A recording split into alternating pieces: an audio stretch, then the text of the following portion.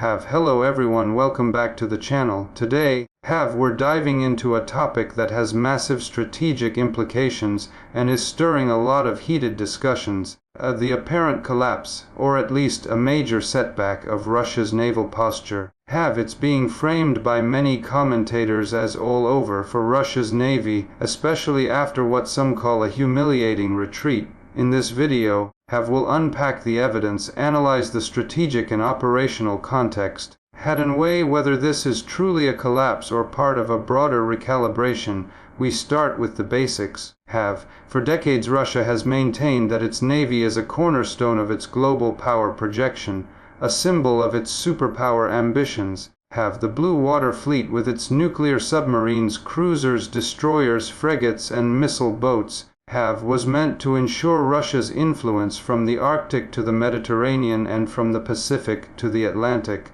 Over the past years, Russia has invested heavily in modernizing its fleet, building advanced submarines like the Bory class, surface combatants intended to carry caliber cruise missiles, and frigates like the Admiral Gorshkov class. But naval strength is not just about hulls. It's about operational reach, logistics, intelligence, command and control, crew training, sustainment, and the ability to use sea power in contested environments.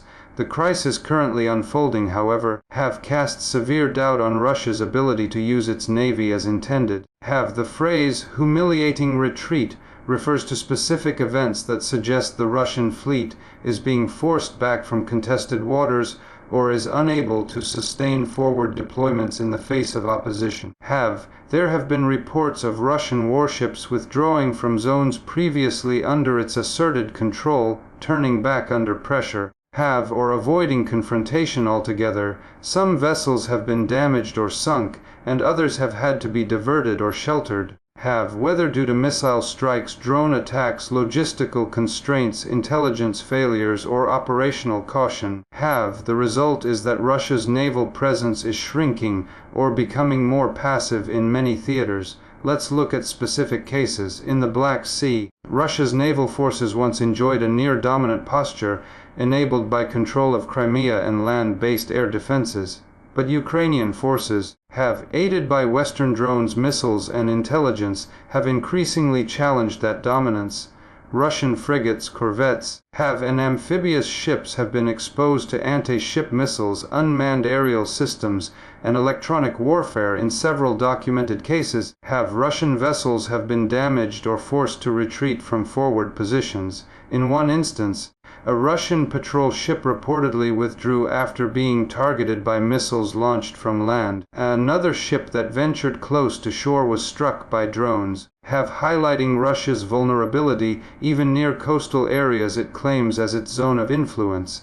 In the eastern Mediterranean, Russia has tried to sustain a presence to support operations in Syria and project presence into the Mediterranean. But increasing pressure from Western naval forces, improved maritime domain awareness, and escalating tension with NATO navies have constrained its freedom of movement. Russian ships have had to avoid certain corridors or retreat earlier than planned to avoid escalatory engagements.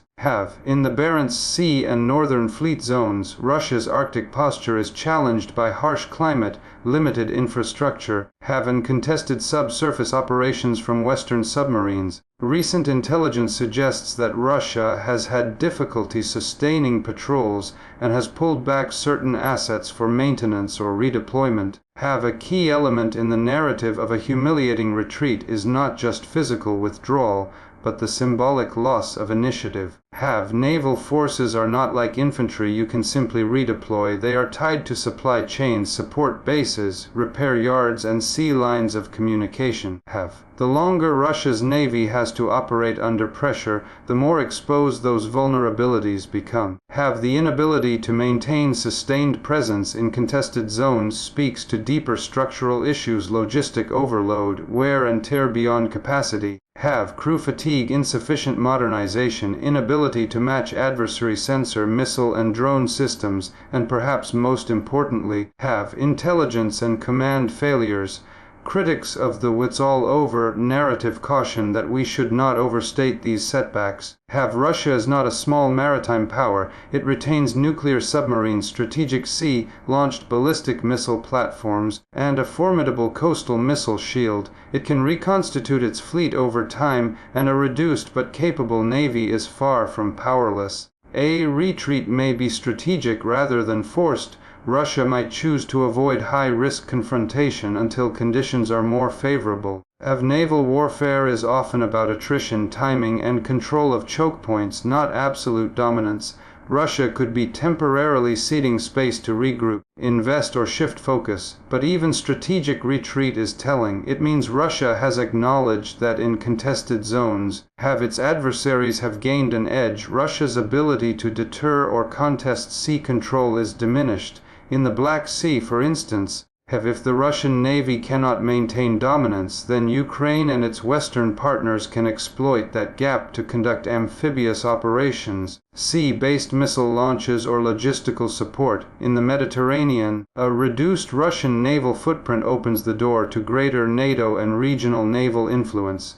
In the Arctic, if Russia cannot reliably patrol and defend its northern approaches, its strategic depth and deterrence posture may suffer.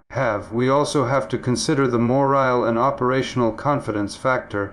A navy forced into retreat repeatedly may cause second-order effects. Lower crew confidence, risk-averse planning, reluctance to accept missions, and internal pressure within naval command structures. A ship captain who knows that deploying into contested waters increases the risk of damage or destruction may choose more conservative routes, avoiding engagement. Over time, that leads to a self-fulfilling decline. You shrink your own operational envelope. Another factor is the technological gap. Modern navies depend on integrated sensors, missiles, drones, electronic warfare systems, and cyber resilience. If behind in any of these a ship becomes vulnerable, Russia has invested in caliber missiles, electronic warfare, and domestic sensor systems. But mounting evidence suggests that in contested environments their systems are being challenged, penetrated, or countered effectively. Drone swarms, long-range anti-ship missiles, and intelligence support from satellites or coastal radars can pressure surface vessels far offshore. Without superior countermeasures, even advanced warships become vulnerable. The fact that some Russian vessels are reportedly being hit, chased off, or forced to maneuver defensively hints at these technological deficits. We must also factor in Allied pressure and coalition capabilities. Many countries, including Ukraine, the United States, the United Kingdom, and NATO members, are increasingly collaborating on maritime domain awareness. Shared intelligence, joint missile systems, drones, anti-ship weapons, and regional bases. That coordinated capability constrains Russia's freedom. Even if Russia sends ships into contested zones, they are entering a networked battlefield far more challenging than in previous decades. The collective strength of adversaries is amplifying what would otherwise be one-on-one engagements. The ability to saturate defenses simultaneously from multiple directions makes it more difficult for Russia to defend itself. The financial and industrial burdens are also enormous. Maintaining and modernizing a navy capable of projecting power is expensive. Ships, submarines, weapon systems maintenance, crew training, and logistics infrastructure demand sustained investment. Economic pressures, sanctions, and diverted resources to other conflict zones may sap Russia's ability to keep ships at sea or maintain them in forward positions. Any budget shortfall forces prioritization. If Russia is forced to choose between deploying ships to contested zones or maintaining nuclear deterrent or ground forces, the decision might favor the latter. Let's zoom in on the symbolic events fueling the narrative of collapse. One of the more striking incidents was when a Russian frigate reportedly turned back after coming under fire from coastal missile systems. That the proximity of land-based threats to sea lanes has made operations hazardous. That a ship would retreat rather than press on suggests either it was underprepared, lacked escort, or misjudged the threat environment. Another episode involved a corvette targeted by unmanned aerial systems, forcing it to withdraw into safer waters. In such cases, Have the adversary doesn't need to destroy the ship, forcing withdrawal as a strategic victory, denying access, and imposing a psychological cost. Have, in addition, several amphibious and auxiliary vessels have been sidelined or restricted to port operations. Have, the ability to conduct amphibious landings or logistical support from the sea depends on control of littoral waters. If that control is contested, have those functions become moot. Russia's fleet of smaller vessels used for patrols, interdiction, and coastal operations seems to be under increasing strain. Some have been damaged, others have been idle. This all points to a navy operating within a shrinking bubble of safe zones, rather than projecting outwards. One must also look at submarine operations. Submarines are Russia's historical strength, especially nuclear-powered ballistic missile subs and attack subs. They offer stealth deterrence and power projection below the waves. Reports indicate that Russia continues to operate submarines, but in contested waters. Anti-submarine warfare capabilities of adversaries have improved significantly. Advances in submarine detection, underwater drones, passive sonar networks, and anti-submarine warfare platforms make it riskier for Russian subs to operate freely. Even if Russia retains a submarine threat, their ability to convincingly dominate or control areas may be impaired. Evidence also suggests Russia is pulling back vessels for maintenance or redeployment, possibly shifting focus to more defensible regions. Some analysts view these retreats not as defeat but as repositioning, abandoning overextended lines to concentrate on priority theaters. But repositioning too often looks like retreat, especially when done under duress. We should examine alternative narratives and counterpoints. Russia still retains potent naval weapons and has strategic deterrent capability. Its Bore-class ballistic missile submarines remain a key pillar of its nuclear posture, even if surface naval power is weakened. Undersea assets provide a latent threat that adversaries must respect. Additionally, Russia may have hidden reserves or assets not yet revealed. It may also focus on asymmetric naval strategies, such as deploying missile-armed fast attack craft, mines, drones, coastal missile batteries, or shore-based anti-ship systems, to project maritime power without large fleets in littoral zones. These asymmetric strategies can inflict significant costs on enemy ships without exposing large vessels. Another counterweight is the possibility of Russia avoiding outright confrontation until they can tilt the balance regionally or coordinate with other fronts. Avoiding showy engagements may be preferable to losing ships. Russia's command may be calculating that preserving its fleet, even if passive, is more prudent given risk. The rhetoric of a humiliating retreat might be amplified by media or adversaries, while setbacks are real. A complete naval collapse may still be premature, but even allowing for these mitigating factors, the observable trends are alarming. Losing control of contested sea zones means conceding maritime initiative. The inability to permanently station ships in forward waters means those ships can be chased off or held at bay. Retreats erode credibility and deterrence. If Russia is no longer seen as reliably capable of projecting sea power, adversaries and regional states adjust their strategies accordingly. Naval balance of power shifts incrementally. But that shift is sometimes irreversible. We also have to think about timing and momentum. Once you begin losing control, morale and initiative shift. Adversaries gain confidence, coalition actions become more daring, naval operations expand. Each retreat encourages more incursions. Russia may find itself reacting to situations rather than setting the terms of engagement. In warfare, momentum matters. Having to abandon zones under pressure often leads to a cascading effect. Let me walk through a hypothetical chain of events. Suppose Ukraine and its allies deploy a forward strike force of drones, anti-ship missiles, and small missile craft into the northern Black Sea. Russian warships venture outward to deter or interdict. They come under fire. One is damaged, another must retreat. have command orders remaining ships to fall back closer to base. Black Sea becomes contested. Russia can't guarantee safe routes. Have Ukraine experiments with amphibious landings or missile barrages supported by Western intelligence, knowing Russia can't intervene. Over time, have Russia's presence shrinks, allies extend influence. Meanwhile, Russia's attention gets diverted elsewhere, say, have to its northern or Pacific fleets, and the Black Sea becomes gradually out of its effective reach. That scenario, though speculative, echoes patterns we are starting to observe. What does this mean for the broader strategic balance? First, have Russia's global perception of power is harmed. Naval power is visible and symbolic. Setbacks in it affect how the world views Russia's strength. Second, regional powers gain more naval freedom. In the Mediterranean, Eastern Europe, the Baltic, or the Arctic, have states may feel emboldened to contest Russia's moves more aggressively. Third, have logistics and maritime lines of communication as Loksas might become more contested. If Russia can't reliably move supplies or reinforcements by sea, have its ability to support distant operations is constrained.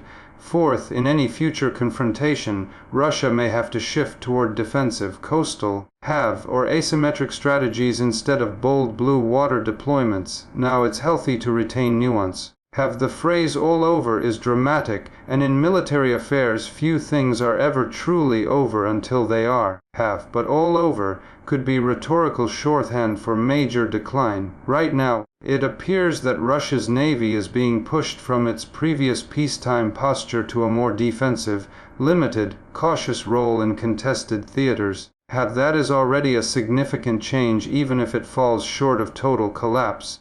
There are also areas where Russia may still retain or regain some leverage. Its nuclear submarines remain a potent deterrent. Have, and Russia may emphasize undersea warfare, missile bases on land, and coastal defenses to compensate for surface naval weaknesses. Have, it might also pivot toward asymmetric naval warfare, deploying drones, missile coastal batteries, sea mines, small fast attack vessels, and unmanned systems. These can exploit vulnerabilities of larger ships without requiring fleets to dominate surface seas. In contested littorals, have such approaches often yield outsized impact. Russia may also lean more on diplomacy, alliances, have, and basing agreements, for example in Syria or other friendly states, to anchor naval presence regionally without exposing its ships to high-risk deployments. It might focus limited naval deployments in less contested zones or operate more discreetly to avoid direct confrontation with superior coalition assets. Have, if Russia can arrest the decline, it would require addressing the structural problems, renewing logistics and repair capacity, investing in advanced sensors, drones, electronic warfare, anti-drone defenses, robust training, intelligence, command resilience, have an integrated operations with its air and land forces. It would need to carefully choose where to project power and where to accept constrained posture. It may need to innovatively combine sea, air, land, have, and space systems to support naval operations rather than relying purely on ship-based dominance. Ultimately, have, the question is whether this period of retreat is temporary or indicative of a longer-term strategic contraction. Have, the evidence suggests that Russia is under pressure, that its navy is no longer able to behave as freely in contested zones, have, and that multiple theaters are denying the Russian fleet the initiative it once enjoyed. Whether Russia can bounce back depends on political will, have, industrial capacity, technological adaptation, and strategic restraint. We should also watch upcoming developments. Have, whether Russia attempts bold naval redeployments into contested waters, how adversaries respond, whether further losses or retreats occur. Have, and whether Russia pivots to new naval doctrines. If new Russian surface missions start failing or being withdrawn, that will strengthen the narrative. If, on the other hand, Russia can hold key maritime choke points or execute surprise operations, the narrative may evolve again. But for now, have, the signs point to a navy under siege, shrinking its active operational envelope. Have, and being forced into a more defensive posture, a humbling shift from the ambitions of the past decades. Have, so is it truly all over for Russia's navy? Not yet. but it is certainly a critical juncture. The humiliations of retreat and withdrawal, if they continue, could cascade into deeper degradation. What we're likely witnessing now is the beginning of a longer realignment, one in which Russia may still wield sea power, but with less dominance and more caution. The glory days of unconstrained naval projection may be receding. Thank you for watching the video. If you found this analysis useful, please like, subscribe, and hit the notification bell so you don't miss future deep dives. In the next video, I'll explore how Ukraine's naval strategy is evolving in response, and how coalition maritime capabilities are shifting the balance at sea. Let me know your thoughts in the comments. Do you believe Russia's navy is doomed, or is this just a temporary recalibration? See you next time.